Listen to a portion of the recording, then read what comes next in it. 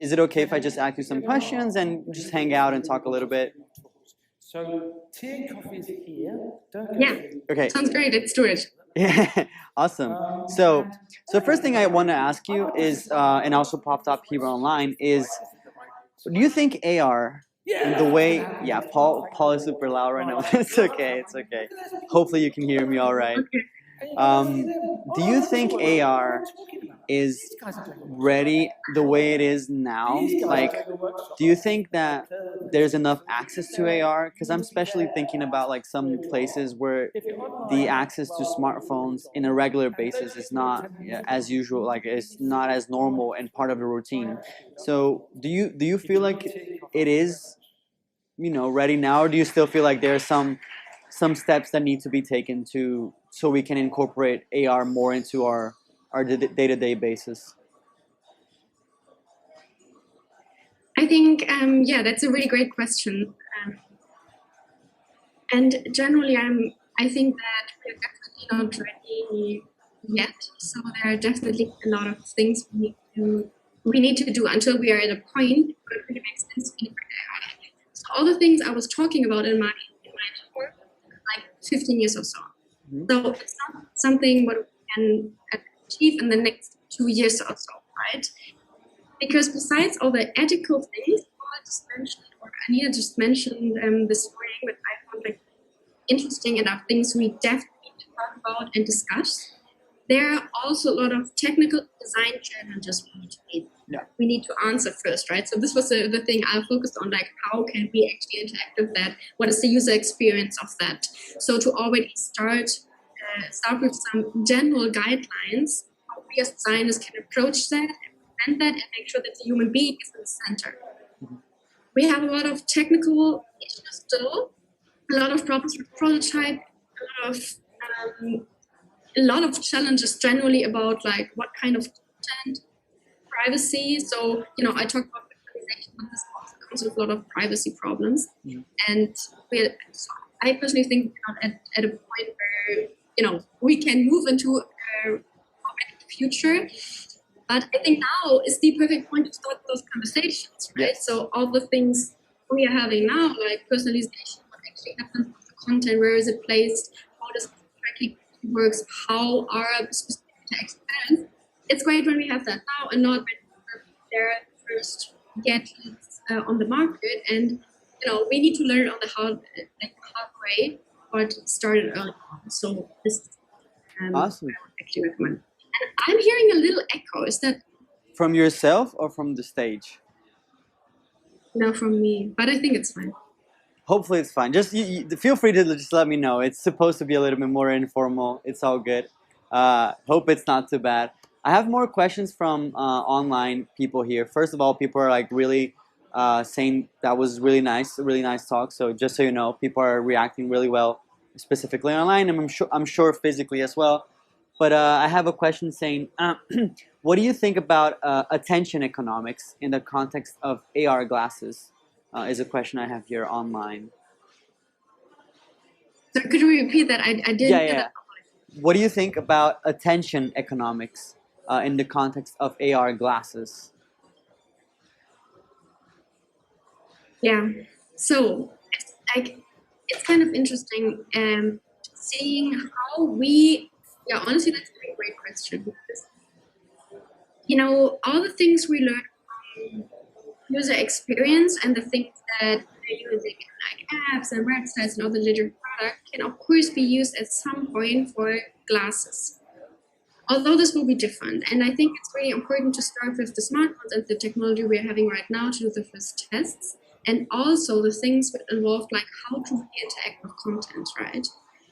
Because right now we need to think about where does the content really comes from, where is it placed, is it something you download, is it something online, and what kind of databases do you actually need on that? That's really important to consider that in the beginning.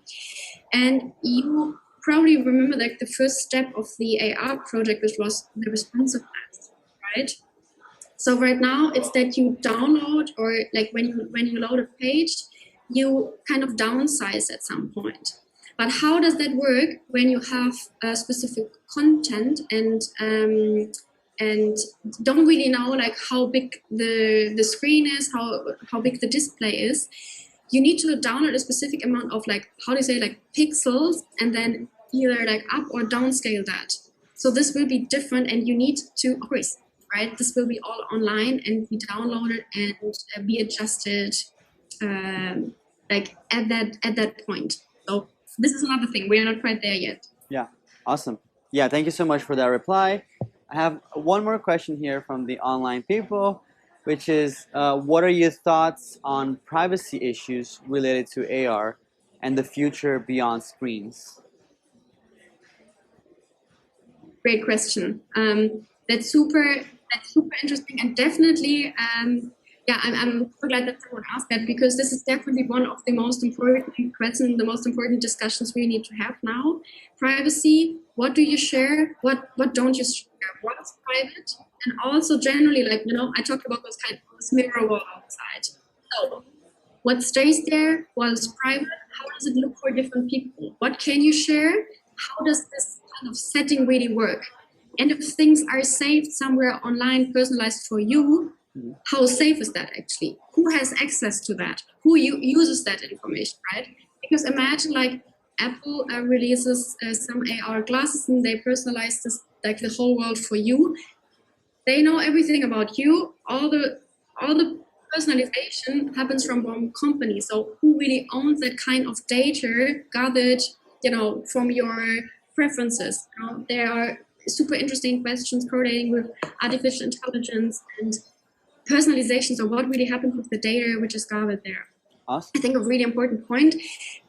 I'm seeing that actually a little bit tricky. So I think there are definitely some discussions, and it's the same with like ethical design. We need to have guidelines there. And I mean, especially if we're looking at the situation now, there are things which need to be discussed. Even today, we have a lot of problems with privacy issues and ethical design. So we're not at a point where I think people that working in a direction that really makes sense. So we need to have those discussions and also some restrictions for sure. Yeah, that's a great answer. By the way, go ahead. Sorry, go ahead. Sorry, I don't want to no, go ahead. interrupt, but I just want to everyone who's listening and is interested about the space of augmented reality, virtual reality, like feel free to say hi. I'm honestly like super happy to chat. Like add me on LinkedIn. Honestly, I really love to connect and to chat. So if you are passionate about that area as well, be sure to say hi. Yeah, I would love to connect.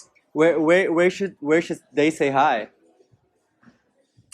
So they can follow me on Instagram, Patricia. I'm also on Twitter and on LinkedIn. Everywhere. I must say, I'm most active on like Twitter and Instagram, but wherever are, because I think now it's such a good time to have those conversations. So I really love to keep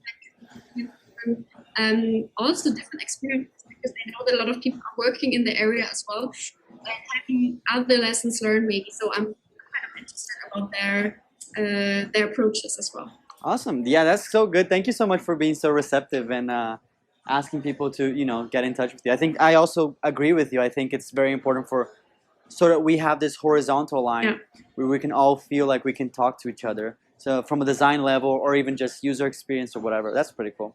So to finish off, I just have like my own question, not from the online. This is mine. Do you have any like advice for particularly when it comes to paper prototyping, something that is so digital based?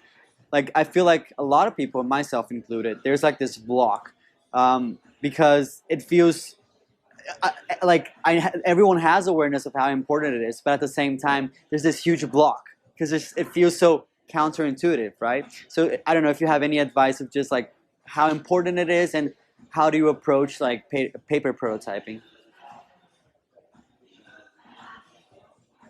So yeah, super interesting question actually, and I still don't know exactly what you mean, because it always feels a little bit like unprofessional and not that cool.